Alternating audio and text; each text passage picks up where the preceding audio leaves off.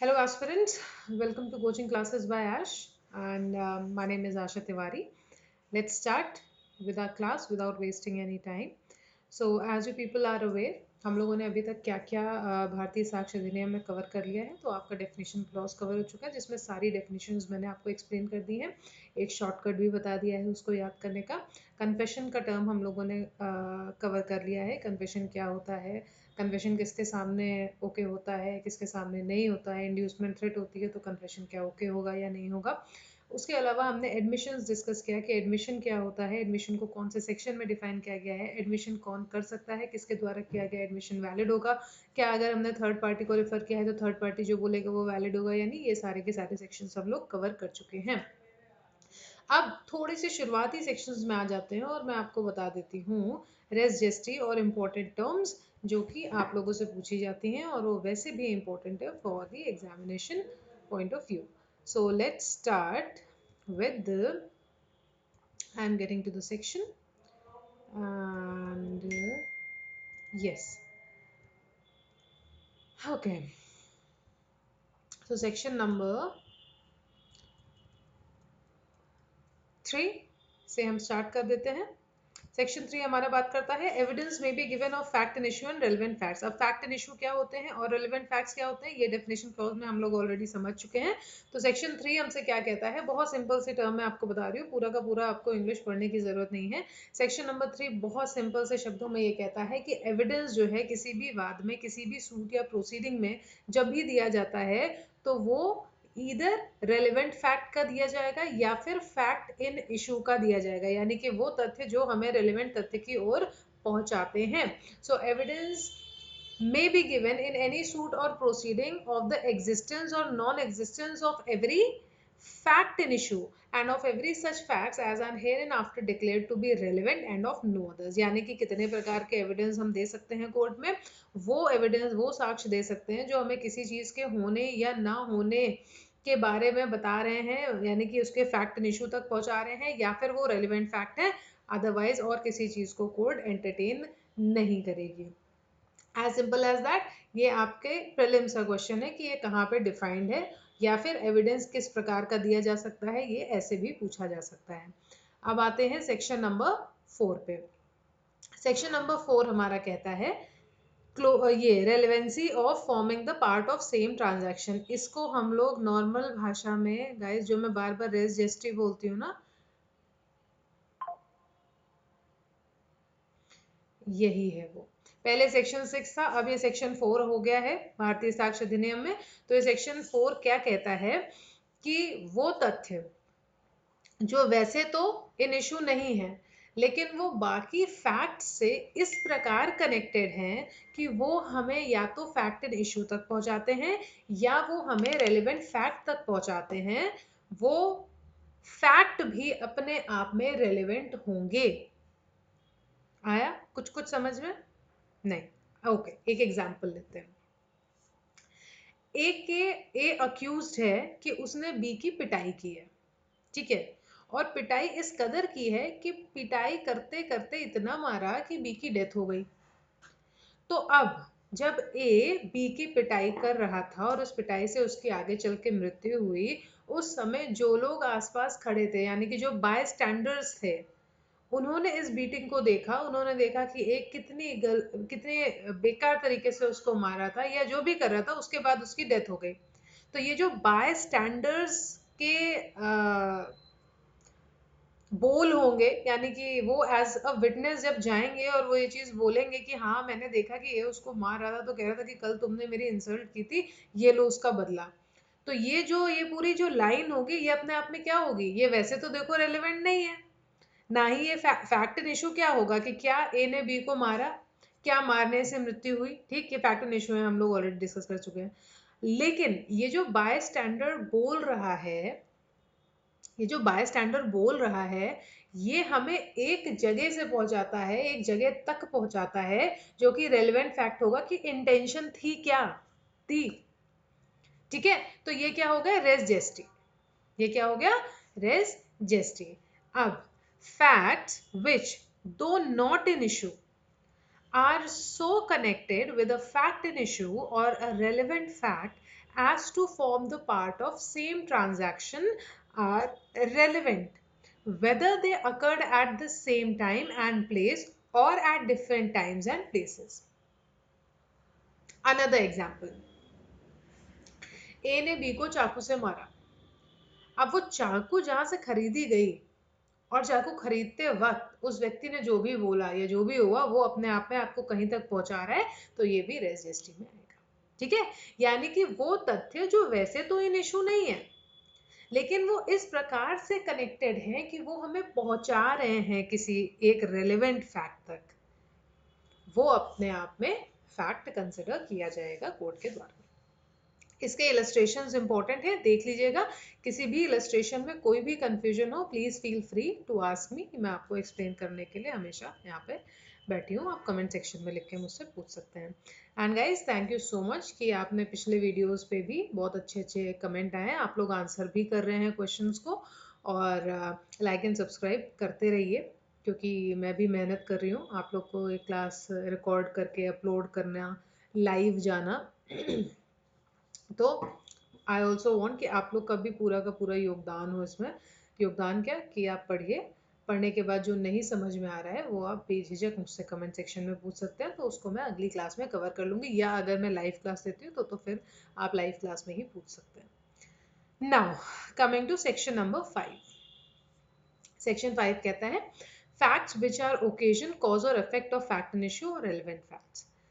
वो तथ्य जो कि कहीं की ओकेजन है, कहीं का कॉज या इफेक्ट बता रहे हैं, चाहे वो इमीडिएट हो चाहे आगे पीछे हो, रेलेवेंट फैक्ट्स को लेके या फैक्ट एंड इशू को लेके, वो भी अपने आप में रेलेवेंट होते हैं.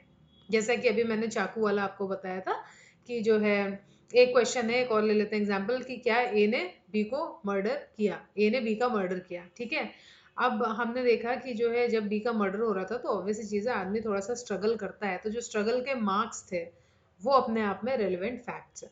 ठीक है, तो किसी भी प्रकार का ओकेजन, किसी भी प्रकार का कॉज या इफेक्ट, चाहे इमीडिएट हो चाहे बाद में, वो अपने आप में अगर एक ट्रांजैक्शन के थ्रू दिख रहा है तो वो रेलेवेंट होगा. एक और देख लीजिए इलस्ट्रेशन.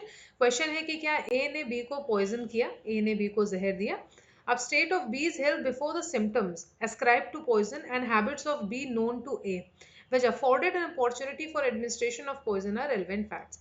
क्वेश्चन था कि क्या ए ने बी को पॉइजन दिया.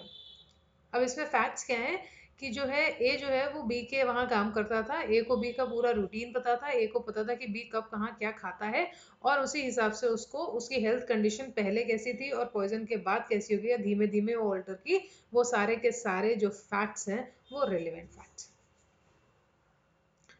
Now coming to section number 6. Section number 6 बात करता है मोटिव, प्रिपरेशन, प्रीवियस और subsequent conduct. This section is important, पूछा जाता है. पहले सेक्शन 8, नाउ सेक्शन 6. अच्छा, आप अभी मतलब जो शुरुआती सेक्शंस आप देखेंगे ना भारतीय साक्ष्य अधिनियम के, एक पॉइंट तक, ये मैं आपको बता दूंगी इसकी ट्रिक. जो मैंने भी गौर किया है वो ये है कि अभी कुछ शुरुआती सेक्शंस तक आप देखेंगे कि दो दो का डिफरेंस है. यानी कि जो इंडियन एविडेंस एक्ट था और जो भारतीय साक्ष्य अधिनियम है उसमें दो दो सेक्शंस ऊपर नीचे हैं. जैसे सेक्शन 17 अब सेक्शन 15 हो गया है, सेक्शन 6 अब सेक्शन 4 हो गया है, सेक्शन 8 अब सेक्शन 6 हो गया. ये सब है, ये आपका चलता है. उसके बाद एक पॉइंट ऑफ टाइम पे आप देखेंगे तो 6 सेक्शंस का गैप होता है.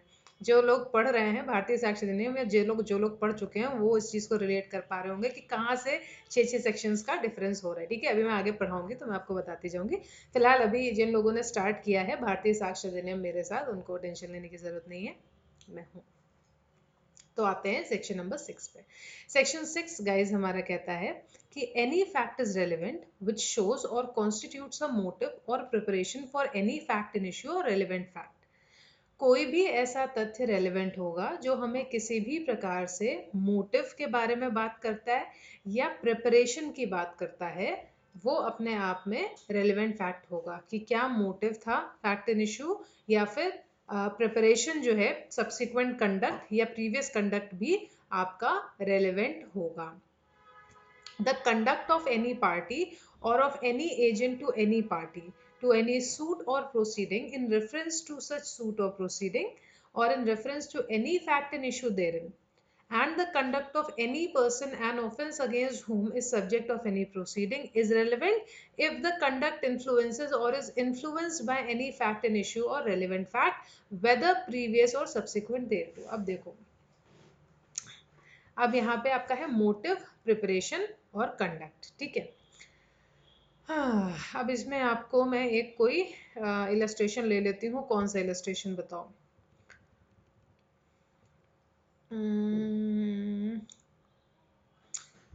इलस्ट्रेशन ई ले लें। A is accused of a crime.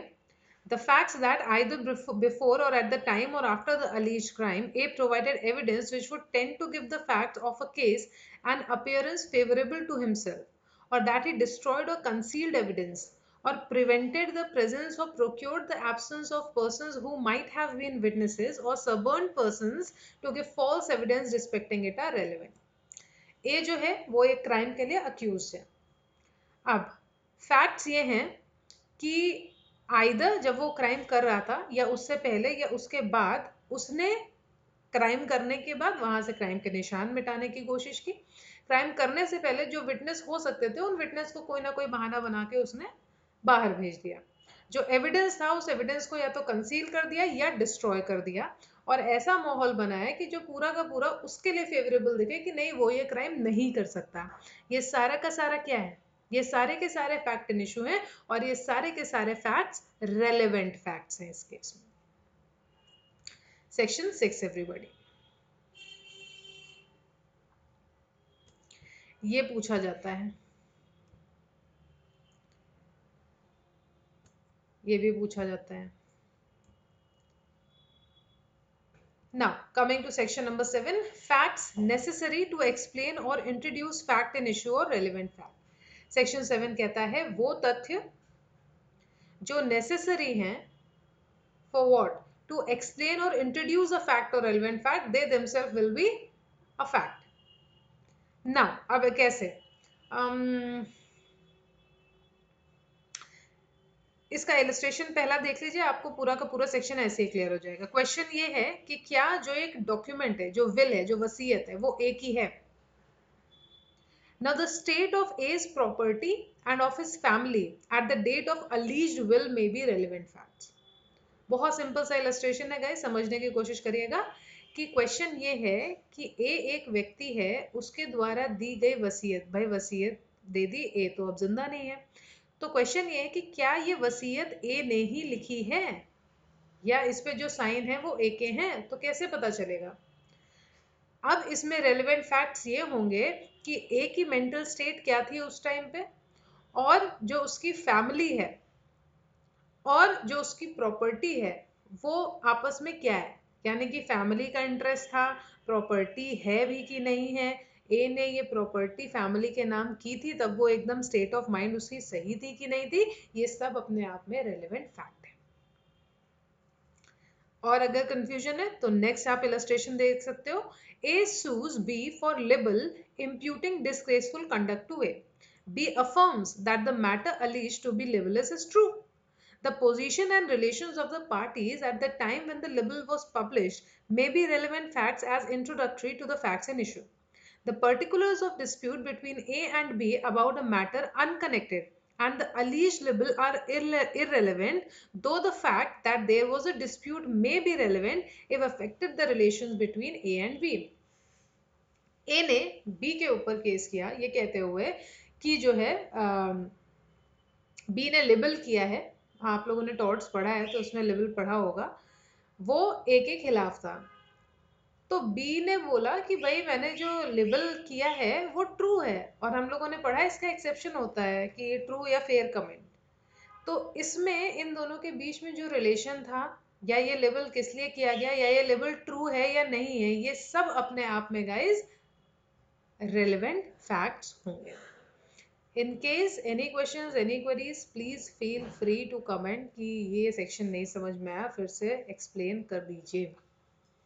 Now, section number 8, generally this comes in MCQ, कैसे कि जो है ये things said or done by conspiration and reference to common design, ये कौन से section में दिया गया है, बस that's it। इसके अलावा ये बहुत अंदर से नहीं पूछा जाता, but what is it, let us go through it. So it says where there is a reasonable ground to believe that two or more persons have conspired together to commit an offense or an actionable wrong. Anything said, done, or written by one of such persons in reference to their common intention after the time when such intention was first entertained by any of them is a relevant fact as against each of the persons believed to be so conspiring, as well for the purpose of proving the existence of the conspiracy as for the purpose of showing that any such person was a party to it. देखिए मेरा क्योंकि पढ़ा हुआ है Indian evidence act और भारतीय साक्ष्य अधिनियम भी आप लोग के साथ पढ़ रही हूँ, तो मैं ना ये पूरा पैराग्राफ एक बार में पढ़ लेती हूँ। आपको मेरे मेरे साथ मतलब पढ़ना चाहें पढ़ सकते हैं, बट इसको तोड़ तोड़ के जनरली पढ़ना होता है उन लोगों के लिए जो बेर एक्ट पहली बार पढ़ रहे हैं। ठीक है, तो सेक्शन नंबर 8 कहता है कि जहाँ पे एक रीजनेबल ग्राउंड है इस चीज को बिलीव करने का कि दो या दो से अधिक लोगों ने, भाई कॉन्स्पिरेसी की बात हो रही है तो एक आदमी की तो बात नहीं हो रही है ना, इतना तो समझ ही गए होंगे। तो क्या है इसके प्रीरिक्विजिट्स कि दो या दो से अधिक लोगों ने एक ऑफेंस के लिए कॉन्स्पिरेसी की है, they have conspired together to commit an offence और एन एक्शनेबल रॉन्ग। यहां तक समझ गए? तो कुछ भी जो उन्होंने कहा, जो लिखा, जो किया, ठीक, इस कॉमन इंटेंशन के तहत, जब से ये इंटेंशन सबसे पहली बार एंटरटेन किया गया था किसी एक के द्वारा, ये रेलेवेंट फैक्ट है किसके लिए? हर उस व्यक्ति के खिलाफ जो कंस्पायर कर रहा था, and also for the purpose of proving the existence of conspiracy. Now, very good illustration for this. मैं एक बार फिर से सेक्शन 8 आप लोग को बता देती हूँ। सेक्शन 8 कहता है कि जहां पे एक कॉन्स्पिरेसी हुई है दो या दो से अधिक लोगों के द्वारा, ठीक, दो या दो से अधिक लोगों के द्वारा, कॉन्स्पिरेसी किस लिए हुई? किसी ऑफेंस को कमिट करने के लिए या किसी रॉन्ग को कमिट करने के लिए। तो उस रॉन्ग को कमिट करने के लिए या ऑफेंस को कमिट करने के लिए जो भी बोला गया, किया गया या लिखा गया वो तो रेलेवेंट है ही है। इसके अलावा जब सबसे पहली बार इस इंटेंशन की बात हुई कि इस एक्शनेबल रॉन्ग को कमिट करना है या इस ऑफेंस को कमिट करना है, वो भी अपने आप में एक रेलेवेंट फैक्ट होगा, प्लस वो बाकी कॉन्स्पिरेटर्स के खिलाफ भी एक बहुत बढ़िया सबूत होगा, एक रेलेवेंट फैक्ट होगा। Also this will also prove कि हाँ कॉन्स्पिरेसी हुई थी। परफेक्ट। अब आते हैं इलस्ट्रेशन पे। Reasonable grounds exist for believing that A has joined in a conspiracy to wage war against a state. ए के खिलाफ ये रीजनेबल ग्राउंड्स हैं कि ए ने भारत के गवर्नमेंट के खिलाफ एक वॉर करने की साजिश कर रहा है। वो फैक्ट्स क्या हैं कि B had procured arms in Europe for the purpose of conspiracy. C ने कोलकाता से पैसे इकट्ठे किए। D persuaded persons to join the conspiracy in Mumbai. E published writings advocating the object in view in Agra. And F transmitted from Delhi to G at Singapore the money which C had collected at Kolkata, and contents of the letter written by H given an account of conspiracy are each relevant both to prove the existence of conspiracy and to prove A's complicity in it. Although he may have been ignorant of all of them, and although the persons by whom they were done were strangers to him, and although they may have taken place before he joined the conspiracy or after he left it. ए के खिलाफ ये accusation है कि उसने government of India के खिलाफ war करने की कोशिश की। जो फैक्ट्स हैं वो फैक्ट्स क्या हैं कि बी ने जो है वो यूरोप से आर्म्स प्रोक्योर किए, सी ने कोलकाता से पैसे इकट्ठे किए, डी ने मुंबई में लोगों को इकट्ठा किया, एफ ने राइटिंग्स पब्लिश की। ये सारी की सारी चीजें जो हैं ये आपके रेलेवेंट फैक्ट्स हैं। अब इसमें ये कहा जाए कि ए ने तो कुछ नहीं किया, ए ने तो बस ज्वाइन किया था तो ए ने कॉन्स्पिरेसी बाद में ये सब होने के ज्वाइन किया या पहले ज्वाइन किया उससे मतलब नहीं है, वो एक कॉन्स्पिरेटर था उसमें, वो अपने आप में एक रेलिवेंट फैक्ट है। अब आते हैं section number 9। Again, a very good section for your MCQs. When facts not otherwise relevant become relevant. Section number 9 कहता है कि facts not otherwise relevant are relevant. Number 1, if they are inconsistent with any fact and issue or relevant fact. Number 2, if by themselves or in connection with any other facts they make the existence or non-existence of any fact and issue or relevant fact highly probable or improbable. Okay, section number 9 हमारा कहता है कि वो तथ्य जो वैसे तो relevant नहीं थे, वो रेलेवेंट बन जाते हैं कब? जब उनकी एग्जिस्टेंस या नॉन एग्जिस्टेंस से हमारे केस पे फर्क पड़े, या जब वो किसी फैक्ट एंड इश्यू या रेलेवेंट फैक्ट से इनकंसिस्टेंट हो। जैसे कि क्वेश्चन है कि ए जो है वो अक्यूज्ड है, और ए अक्यूज्ड है कि उसने चेन्नई में एक दिन कोई क्राइम किया है। ए ने बोला कि भाई मैं तो चेन्नई में था ही नहीं, मैं तो उस दिन पर्टिकुलर डे तो मैं लद्दाख में था। तो ये जो फैक्ट है कि जब जिस टाइम ये क्राइम कमिट हुआ, ए अगर उस डिस्टेंस पे नहीं था, यानी कि उस जगह पे नहीं था, और वहां से वहां लद्दाख से चेन्नई पहुंचना at a very day on a certain time is so improbable, दो नॉट इम्पॉसिबल, तो ये अपने आप में एक रेलिवेंट फैक्ट होगा। The question for today for you people is, section number 9 को हम एक और नाम से जानते हैं। इंडियन एविडेंस एक्ट वाले मेरे पुराने स्टूडेंट्स को पता होगा, भारतीय साक्ष्य अधिनियम वाले मेरे नए स्टूडेंट्स इसको बताएं कि how do we know section 9 as, जो सेक्शन 11 हमारा था पहले का, सेक्शन 9 को हम एक और बहुत अच्छे टर्म से जानते हैं। जैसे हमने अभी पढ़ा ना रेस जेस्टे वाला, वैसे इसको भी हम एक बहुत अच्छे टर्म से जानते हैं। वो टर्म क्या है? So you people will tell me in the comment section, and I guess that is all for today. एक बार में बहुत ज़्यादा sections नहीं रखते हैं, एक बार में इतने sections रखते हैं जितना आपको समझ में आए। So the next class we'll continue with other important sections. That's all for today, guys. If you people have not subscribed, do subscribe. If you people have not liked, do like the video. That's all for today. The question remains, section number 9 को हम और किस नाम से जानते हैं? Please write the answer in the comment section. Also, if you have any questions, any queries, please feel free to reach out to me. I'll be more than happy to help you people out. Thank you so much for watching. Keep on laughing, loving, living, and also studying. Bye bye and take care, everybody.